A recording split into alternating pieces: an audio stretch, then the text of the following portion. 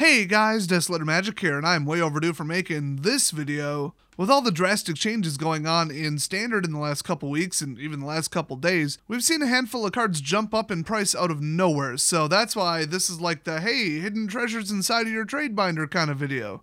If you have these, you might want to consider selling them. Now that said, a couple of these jumped up because they're in the new Azorius Trawler deck, which is white, blue, or plus a color. Or 2 or 3. I've literally seen 5-color Trawler. Mixed with Fires of Invention because we've reached that level of cancer. But that deck is still taking off, so in a week these cards might be doubled, so maybe don't sell those quite yet. So let's start off with the clear winner of all of Standard, Uro, Titan of Nature's Wrath. This card started at about $30 to $35 pre-order, fell a little bit, and right now, I am not kidding you, it is sitting at $45 retail. It's not that uncommon for the most expensive card in a set to remain the most expensive card in a set. I mean, sometimes they just print really, really powerful stuff, but it's almost unheard of for the most expensive card in a set to remain so and also go up by that much. I mean, Baby Jace is one I could name. Liliana, that's about it. I mean, I'm sure there were more, but those are the most I can name immediately. Oh, maybe that like 1 or 2 cost Resurrector from, Shadows, I think it was. Now, if I'm not mistaken, this guy is in at least 2 very popular decks, and they're both, hyper powerful, so that is why he reached an insane price. Plus, he's a pretty good commander because you can keep paying that escape cost if they kill him, if you let him go to the graveyard instead of the command zone. So next up from the same set, we've got Kroxa, which, another Titan. Anybody surprised there? So, people put it in a Rakdos deck and it's good. I mean, there's not much to this one. It's $20, by the way. I don't quite remember if it was near that on pre-orders. I don't think it was, and I think it fell a lot below, I'd want to say even 10 beforehand, but for some reason, the website I'm using to track these doesn't know this card exists. It's kind of weird. But next up, we've got Embercleave. No surprise here whatsoever. Despite being red and costing 6, which most people would just automatically write off as a death sentence for a card. I mean, they pretty much did. People have managed to pull it off because mana ramping is completely out of control in really honestly all 5 colors right now. So 6 is basically 3. And yeah, you play this and just win. It's that simple. I mean, I've seen people put this on an unblockable creature, a trample creature. I've seen people mix this with that counter doubling Hydra card. Yeah, I mean, I'd say the power level is appropriate for 6, but because of what it's doing in Standard, they should probably get rid of it. But I'd say that about 12 other cards, and while they cranked up the power level in Standard, and surprise, surprise, I want over a dozen cards banned because they're too powerful. Well, those go hand in hand, and nobody's playing Standard anymore. It's dying. Nobody runs it for FNM anymore. Nobody's interested in playing it. Nobody watches it when it's live streamed. I mean, arena numbers are down the toilet. So yeah, the statistics and the sentiment of the entire game right now really supports my theory that Standard's a completely overpowered shit show right now. And this card is part of the problem. So guess how much this is, seriously. Before I say it, try and guess how much it is, which you should be doing with all these. I forgot to mention it's kind of like a fun little play-at-home game show here, but 3, 2, 1, it's $23. $23 for an overcosted, gimmicky, game-winning red equipment. Wow. Speaking of overpriced cards, we've got Finale of Devastation. One of the finales, finally, showing some promise. Hey, so this one, it's a mythic. Most of the ones on this list are, obviously. Just that's supply, that's how it works. I mean, almost no matter how popular a rare gets, there's enough of them to go around. So yeah, $5, $6, whatever, but, a rare's a rare. But this one absolutely skyrocketed. So, I mean, I think this is being played in not Standard. It's not like I've never seen it played in Standard. I mean, Wilderness Reclamation decks are still a thing. But yeah, I think the shared interest is responsible for what jacked this way up. So this one is $17 retail. And by retail, I mean like Card Kingdom price. None of this TCG player. I'm going to check eBay, whatever. So you might be able to get all these cards a little bit lower than what I'm saying. But, the retail price is usually held up as like the price. The next up, Breeding Pool, which obviously I don't usually include the dual lands because, shocker, everybody in every deck pretty much needs these unless you're playing mono. So obviously these are sought after enough that they're up there. But some of these shock lands are actually like sub $10, but this one is currently sitting at $27, and that's got to be exclusively because of standard. I mean, the demand isn't perfectly equal for Commander and Modern, but I think a lot of people are playing Simic right now. A lot of people are playing green mixed decks. A lot of people are playing just these colors. So yeah, if you're thinking about building a standard deck and these are two of the colors you need, $27 times 4. So just over $100 before you even really start building the deck. Just for part of the mana base. Part of it. Not even all of it. Part of it. I mean, I've built decks that are under $100 for the whole damn deck. Utterly ridiculous. They need to take modern grade and other format grade lands and just keep them out of standard forever. And if they're going to print them at uncommon. So next up, one that I'm actually a little bit surprised by, but this is a very, very recent thing. I mean, this card I think was like $2 if you look a couple weeks ago. It is Absorb. One of the better counter spells. I still think that overall Sinister is better, but I mean, if you want to not lose the game, 3 points of life is a good way to do that. So this is sitting at, if my memory serves, a higher price than what it was pre-ordering at when it was about to release the first time, $7.50. I remember it being about $5 initially. Could be wrong about that, but yeah, this is absolutely spiked because of Azorius decks. Also like 3-color Esper crap in the past, that kind of propped it up a little bit. But yeah, this is played in so many different decks, especially the Trawler deck. Yeah, it's pretty tasty. Next up, one that, flew under the radar a little bit, Spawn of Mayhem. This has gone up and down, but it's currently sitting at $7. And like I said a couple weeks ago, it wasn't, which is why I made this video. So it's only $7. Not outrageous. I'd still even call that affordable if this is like the most expensive card in your deck and you need 3 or 4 of them. It's like, okay, well, that's not the end of the world. It's still kind of a lot of money, but, whatever.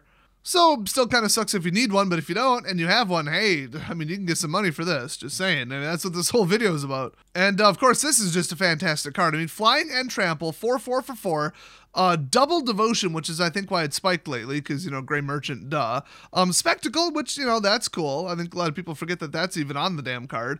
And then, that ongoing hit, and then the whole, like, if you want to skate it below 10, then he's going to start pounding you really hard. Just overall, a lot of tricks, a lot of just a dynamic card, and not legendary. I mean, this has a lot going for it. Next up, another one that might very much surprise you, Gutter Bones. So this card, a couple weeks after release, was 92 cents.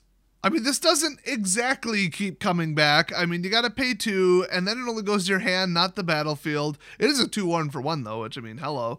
But it enters the battlefield tapped anyway, and you can only activate the return ability if your opponent lost life this turn. So, not exactly gonna turn around the game and start, blocking if you're losing. Well, for like 2 or 3 different reasons. So yeah, very unreliable card, but it happens to fit some decks that are going on right now. Kind of started going up around October and November, actually, but, $2, whatever. But lately, oh boy, it went into a deck in early February, and it's been falling a little bit since then, so now's a good time to sell it if you can. But yeah, we're looking at about $5 for this one. So yeah, after cruising at like $1 to $1.25 forever, we're talking almost a full year, this thing's at, 5 times that amount. So if you've got one of these sitting around, some places are actually pricing it at $6. So yeah, might want to sell it. Next up, an even more drastic card, Guardian Project. That card that everybody's playing. I have no idea what this is in. My guess would be not standard. This card was pre-ordering for between $3 and $5 for about a day. And then, like a week after release, it was 47 cents. Kind of goes to show why you shouldn't pre-order cards. So everybody thought this was really good, but I mean, for 4, I mean, if it was like 2 mana, I think it would be pretty hot. Yeah, I mean, it's interesting. It's card draw, but it's so conditional and it's so late.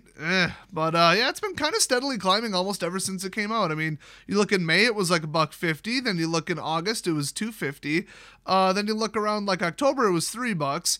Then it kind of did nothing, but then January, February started rising, and now we're sitting at a whopping $5.50 for this card. Amazing. So once again, if you have one of those, oh boy, sell it. And the last one we've got here is Divine Visitation. Now, no surprises here. That card always was expensive. The real surprise is that this has been out forever, And it's really just kind of hovered in value. I mean, I can't really say that this ever truly dropped below $10.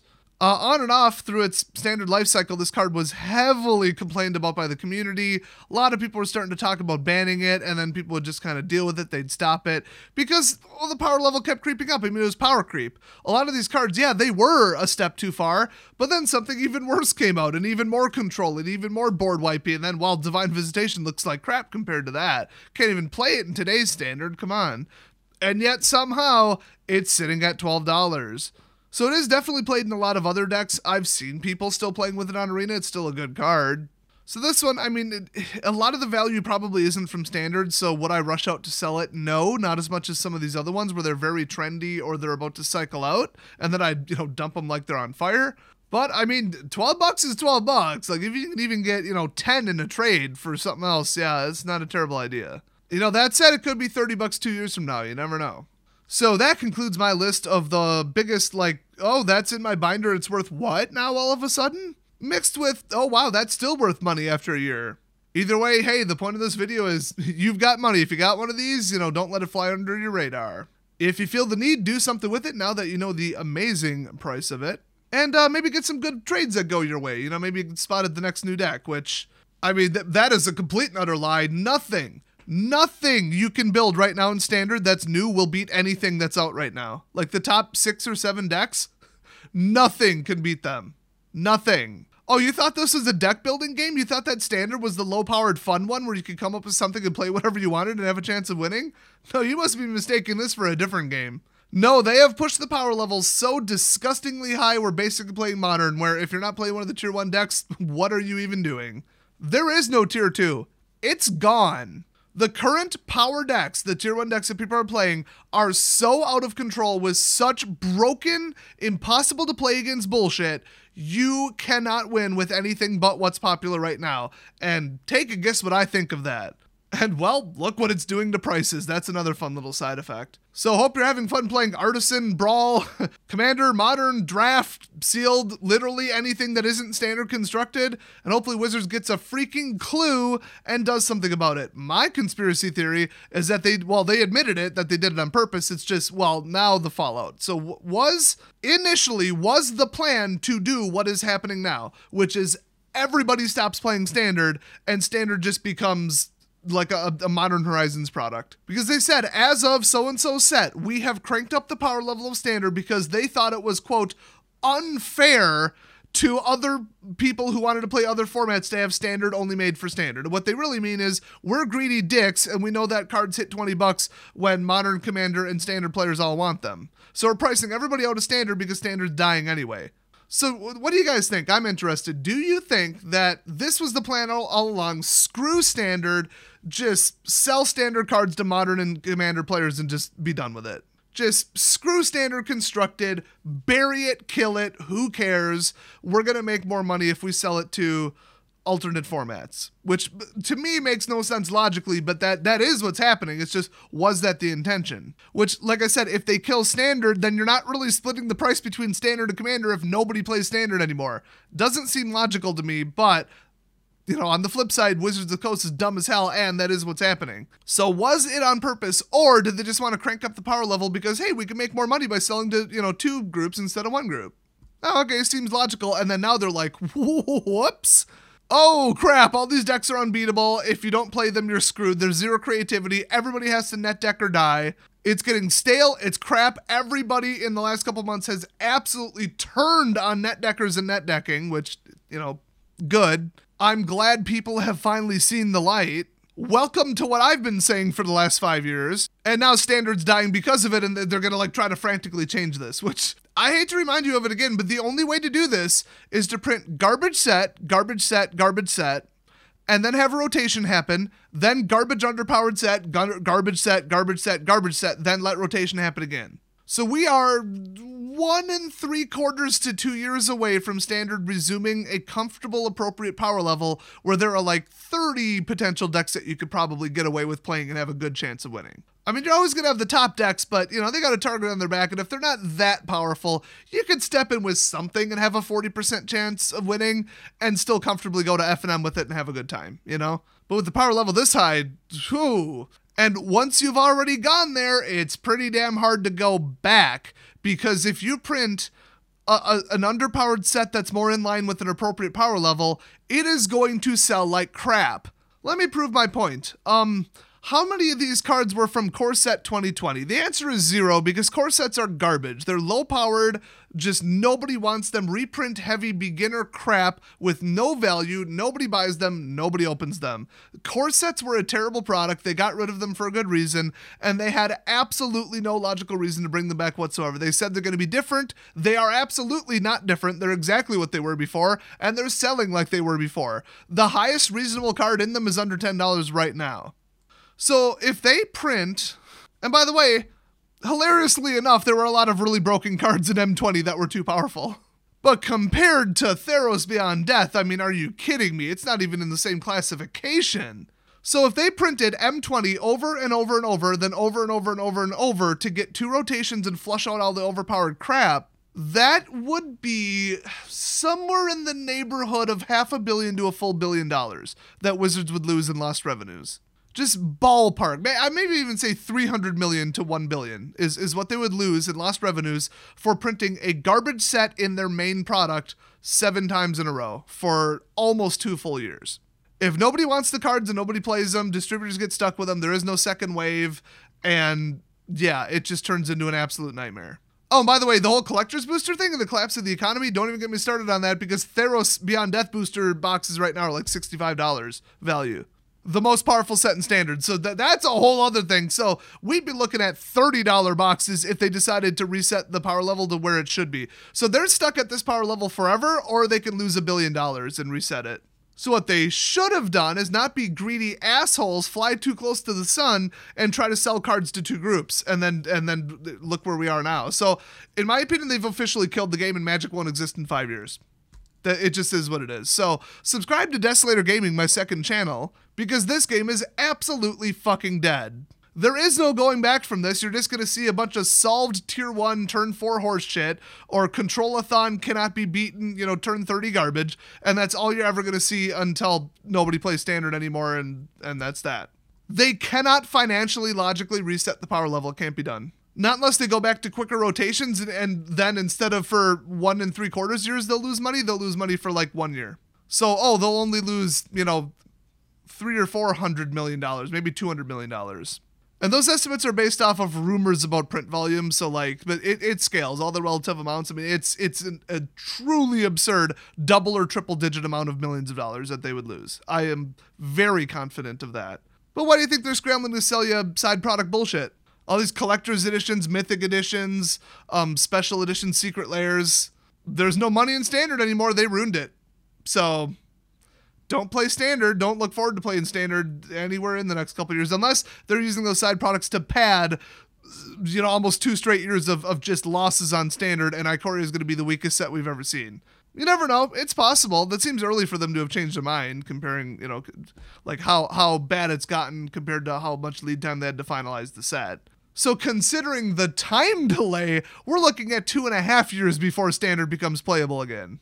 Well, like I said, hate to be the bearer of bad news, but I mean, try contradicting my logic. I'd love to see somebody argue anything other than what I said in this video, because you're wrong. This is where they went to on purpose. It was greed that drove it, and here we are now. It's that simple. So anyway, wish I had better news, but thanks for watching, and I'll see you guys next video.